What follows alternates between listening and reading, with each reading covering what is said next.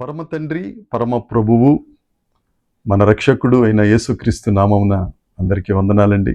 దేవునికి స్తోత్రాలు.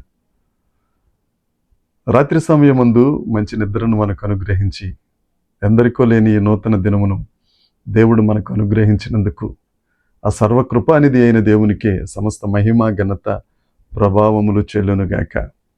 ఆ దేవాది దేవుడు ఈ నూతన దినములో మనకు అనుగ్రహించిన దేవుని యొక్క వాగ్దానము కృపావార్త, ద్వితీయోపదేశ కాండము 7వ అధ్యాయము 6వ వచనము. నీవు నీ దేవుడైన యెహోవాకు ప్రతిష్ఠిత జనము.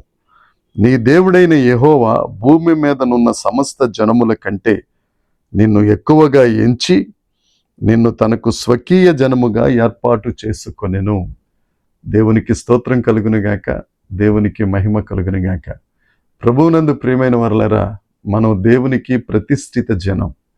ఎంత గొప్ప మాట అండి ఇది.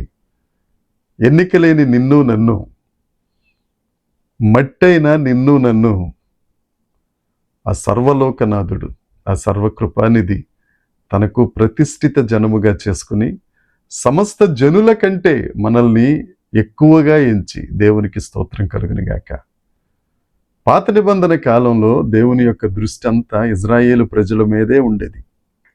అయితే క్రొత్త నిబంధన కాలం వచ్చేసరికి యేసుక్రీస్తు ప్రభువు పరమను విడిచి ఈ దివికి వచ్చిన తరువాత, ఈ భూమి మీదకి వచ్చిన తరువాత, సిలువలో తన ప్రాణాన్ని పాపులైన మన కొరకు ఆయన పణంగా పెట్టిన తరువాత, పునరుద్ధానుడై తిరిగి లేచి పరలోకమునకు చేరి పరిశుద్ధ ఆత్మను ఆదరణకర్తగా మన మధ్యకు పెంతెకోస్తు దినమును పంపించిన తరువాత సంఘం ఈ భూమి మీద జన్మించింది. సంఘం పుట్టినది మొదలుకొని క్రొత్త నిబంధనలో దేవుని యొక్క దృష్టి అంతా సంఘం మీదే ఉంటుంది. సంఘంలో ఎవరుంటారు? సంఘంలో జాతి కాదు, రంగు కాదు, రుచి కాదు, పొడుగు కాదు, పొట్టి కాదు.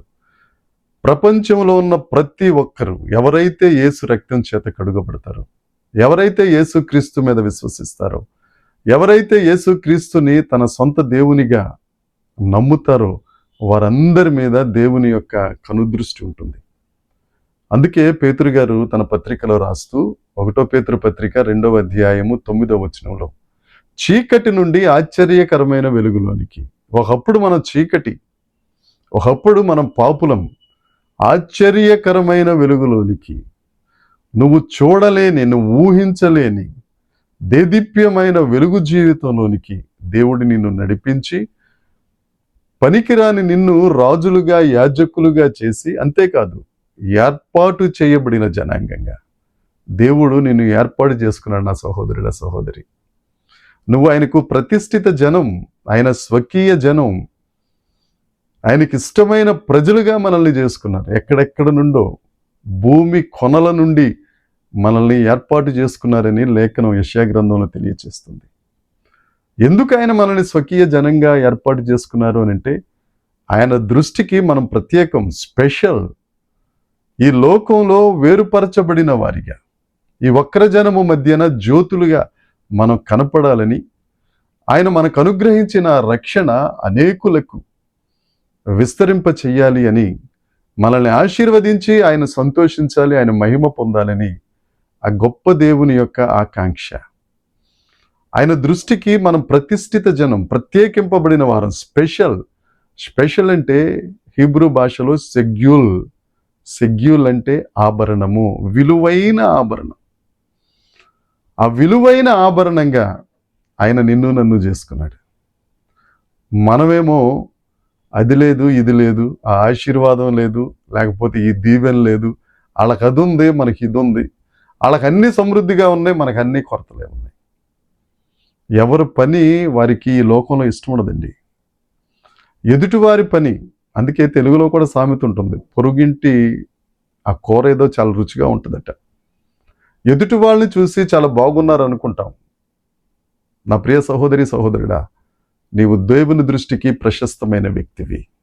నువ్వు దేవునికి ప్రతిష్ఠిత జనం, స్వకీయ జనం.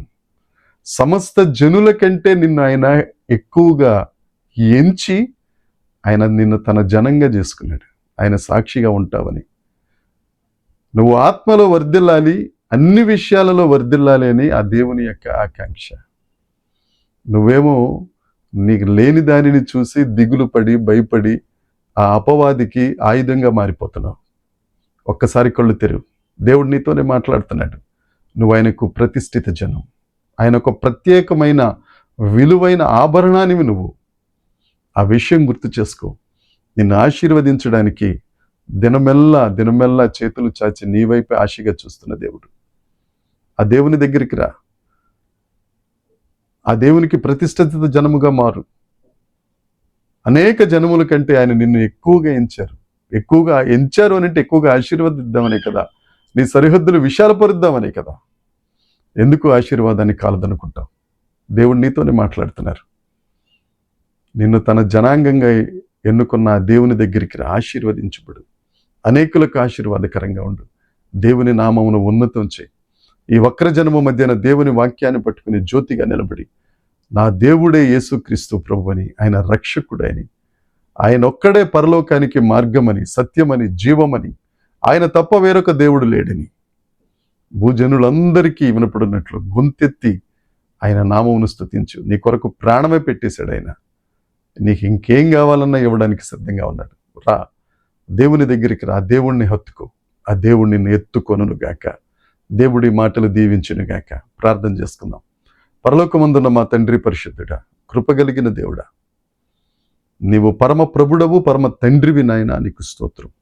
నీవు తండ్రివై మమ్ములను నీ జనముగా, ప్రతిష్ఠిత జనముగా, నీ స్వకీయ జనముగా, సమస్త జనుల కంటే అధికంగా మమ్మల్ని ఏర్పాటు చేసుకున్నందుకు నీ ప్రేమకై నీకు వందనాలు.